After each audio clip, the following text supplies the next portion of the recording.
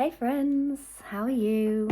Welcome back to Coffee Chats with me, Sophie Ray. I'm a somatic coach and yoga teacher and artist, and I'm doing this little series on coffee chats where I just pop in and talk about what I do and things that come up in my coaching sessions with clients without disclosing any information about who they are, and just kind of a general overview. And it's quite tricky at times because everybody's situation is very personal and individual, and so it's, what works for one might not work for another. So it's really important to take everything with a pinch of salt and to work through it at your own pace, and really and maybe work with someone to just kind of navigate the things that are coming up. That's the benefit of working with someone, whether it's a somatic coach, whether it's a therapist, a counselor, a business coach, anybody who can support you. And that's kind of I'm going to lead in. So today I'm going to talk about the benefits of inner child work with a somatic coach. As part of my training, we did inner parts work, and we looked at IFS, which is internal family systems. So I'm IFS informed, which allows me to bring that into my coaching sessions if it's needed with a client. And inner child work, we kind of hear it a lot more now. Our inner parts, we've also got our inner critic, we've got our protector parts, we've got parts that like managers or firefighters, when you've got when you're in that mode of like, I've got to fix it, I've got to do something. That's your firefighters. Like, the emails are coming through, I have to reply right away. And then the inner child is actually classed as an exile. The inner child is often the one that gets sent away, gets banished. And that's, for various different reasons. If you have had childhood trauma, if you have been kind of around people who have told you, not to cry or not to be a baby, or any kind of, when you were a child or as an adult, to be grown up, be more grown up. And we can kind of shut that part away, that playful, expressive part away. Now, the inner child, if you go down the rabbit hole, you've got the inner child archetypes as well. So it's not just a wounded inner child, there's the divine child, the playful, you can kind of create your own. I like to say the creative inner child, because that's my inner child comes out through creativity, especially now with where I'm at and the playfulness that I like to bring into my art. When you take the serious business side away, it's very playful. And I've always had that kind of playful approach. I love going on swings, and I love doing, I always did cartwheels when I was younger, and I still love a cartwheel. So, give me an open space and I will do that. And, dancing with freedom, there's lots of different ways that the inner child can come out in that playful, expressive way, or the divine child. But there are others. There's the abandoned inner child, and I won't go too much into that because that's a whole other video on itself, by itself, on its own. But it's very fascinating if inner child stuff is interesting to you, and it is to me. I've had a real interest, I think, since I started doing my yoga and art workshops, and just bringing that playful element in. and inviting the inner child to play. Now, the inner child, with it being an exile, it can be a really, really tricky part to witness, to bring forward, to acknowledge. So it's kind of, when you're working with a somatic coach, it's not about, okay, first session, where's the inner child? Let's do that. It's really, it comes a lot later. For some, it varies, for some it can be within 6 to 8 sessions, for some it can be a year later. And that's kind of really important. I think it's a really important point to say that if you are looking at workshops or anything to do with the inner child, is it approached in a trauma sensitive or trauma informed way? And are there safety parameters? How is it being approached? Because we never know what's going to come up, especially if it's exiled. And that's one of the benefits of working with a somatic coach, is that we don't go right into it. We work with building a felt sense of safety and trust. How, within yourself, within your environment, with other people. And that is something that we keep coming back to. We keep working on building that felt sense of safety in our adult body, in our adult way. Once we've got more capacity with ourselves, once we feel safer, especially with someone, when you're working with someone, you want to know that you are going to feel safe with them to be vulnerable, because it could be that the inner child is very vulnerable for you. And you want to know that if you are, if you're going to go into some inner child work, that you are in that safe container and that you've got all the tools to come back into your safety if something comes up that feels deeply uncomfortable. So it's about being safe enough to try it out, and then we can always come back. And the practice that I do with people is pendulation, where you pendulate between meeting the inner child. First you acknowledge the safety. Where's my felt sense of safety today? And then you start to acknowledge the inner child, and you go back and forth.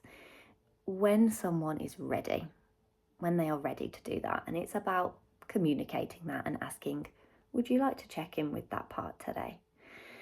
And if they say no, that's fine, you move on. So having somebody there to guide the session we can also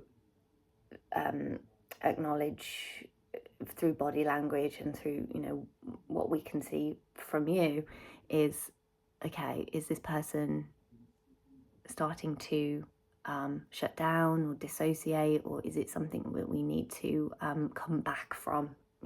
Have we lost that sense of safety, and do we need to come back from it?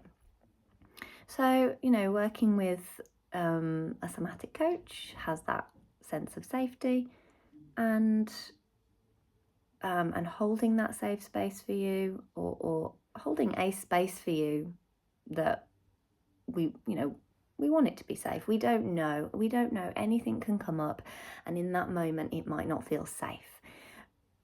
But obviously our job and my job is to support you through whatever is coming up and bring you back to those resourcing tools. So we can, when we're working with the inner child, so I'm just going to go through a few of the other benefits, is that we can acknowledge the wounded parts of us, the parts that we are ignoring, and we can learn to reparent our inner child, which I just love. I love that concept, and I think I do think we all could benefit from that. It's but it's not always possible for everyone. So, you know, we it's a slow process. It's a slow process, but it would be very beneficial for us all, because we, I do think, and it's nobody's fault. It's our environment, it's our parents probably need to, or the people we grew up around, they could probably do with reparenting their inner child. And it's a human thing. So when we work with the inner child, we can help to heal past wounds. And when I say wounds, it can be anything. The scale is so large. Our beliefs, our self-limiting beliefs, if you are a people pleaser, if you are a perfectionist, if you there's loads. I have a list, but I'm going to write a blog about it because there's a long list. So you might look at it and go, oh, okay, wow, because a lot of it comes from the inner child, and that's why it's so difficult at times, and that's why it's so important to make sure that you've got those tools in place before you go diving into it. So you can reparent your inner child with the love and respect that you truly deserve, and you can gain that back for yourself. How can I witness my inner child and respect them? If they weren't respected when they were a child, how can I give that to them now?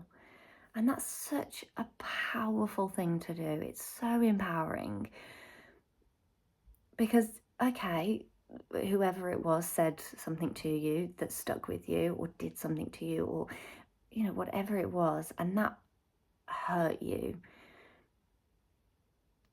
Let's reclaim that. Let's take back that power and connect with ourselves and give ourselves that respect that we deserve. Now, depending on the situation and what has happened, it might be that therapy is needed, or counselling, or some, or somatic therapy. So it's, something, if you're thinking, okay, maybe I could do with that, there's different routes, different avenues. So, reach out to people and ask the questions, have the chat with somebody before you go signing up. We can learn to listen to them. We can learn to care for them with compassion. And that's where that self-compassion and understanding of, okay, this happened to you, something bad happened to you, or,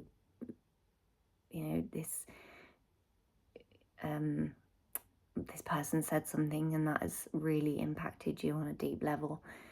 We can start to understand that, and our behaviours around that, and how we are with other people, and how we treat ourselves. And, it's building self-awareness to then be able to make those small changes. And that has such a huge impact. It can have such a huge impact on our life, and how we are, and how we, what we believe about ourselves and what we believe about others. And we start to create those shifts, those positive shifts, in the adult that we are now. So I'm going to wrap it up. More benefits. I mean, I've got a little list, so I am just flicking over to it. But yeah, emotions, that's what I was going to say next. Leading on from that, it can enable us to acknowledge our emotions and process our emotions in a healthy and sustainable way. So, if we think about, if we have a tantrum, if we cry a lot and we get stuck in that feeling, that might be the inner child saying I'm scared, I'm overwhelmed, I'm angry, I'm frustrated, and we can't verbalize it. or we can't, or we haven't been listened to, we haven't been heard. So it's really hard for the adult you to do that when the child you was shut down, perhaps, or told, don't be angry, we're not supposed to be angry. So there might be a lot of kind of repressed emotions, or it might be, you might not cry at all, you might not feel your emotions, you might feel them a lot and not know how to support yourself through that. So we can learn to acknowledge the emotions, we can learn to move our body and help to process those emotions and move through them. We can acknowledge what the inner child needs from that, and then we can acknowledge what we need. What do we need in this situation to take care of ourselves? What does this inner child, this part of me, need me to do? Because I'm the adult now. I'm the one who can be responsible for this child.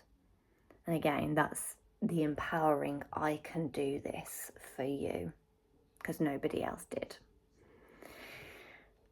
And then, another benefit is that once you've started working with the inner child or acknowledging it, we can then start to bring in more playful practices if that feels safe.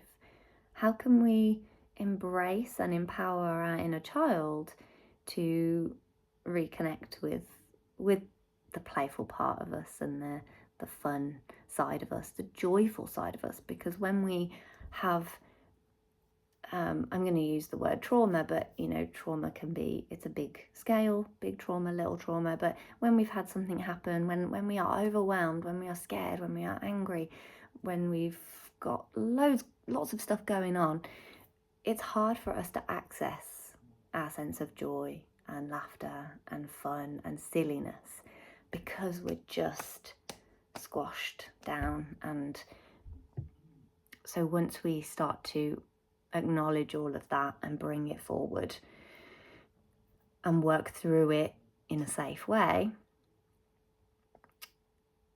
we can then start to acknowledge, okay, so what were those fun things that I did? What did I do as a child?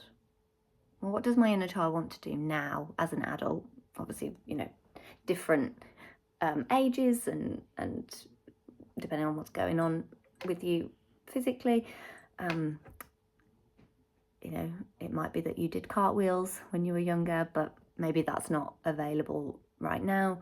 So, what would be fun? What would my inner child love to do? And what can we do in the context of our life right now? So I'm going to end it there. And I hope that this has just kind of sparked a little, interest in the inner child, but also an understanding that it's not always very easy, and it's not something that we can always just jump into. So if there are, if you're seeing workshops or anything like that, be discerning and just, ask some questions and check in with yourself. Would it feel safe enough for me to do that? It's one of those that, and when you work with a somatic coach, if there is something that needs acknowledging, it will come up. So that's, when we work through from the foundations, and we work through other things that might come up through the body, and I can't think of an example now, but it will come up. So with one of my clients, we'd been working together for nearly a year, and then something came up and we checked in with the inner child, and that was a huge turning point. But we didn't know until that point that was what was going on. So it's it can create big shifts. So thank you so much. I never sip my coffee during these coffee chats. It's just here getting cold, but there we go. Thank you so much for being here. Please leave a comment if this resonated with you. Tell me what your insights or reflections. And thank you. See you soon. Bye.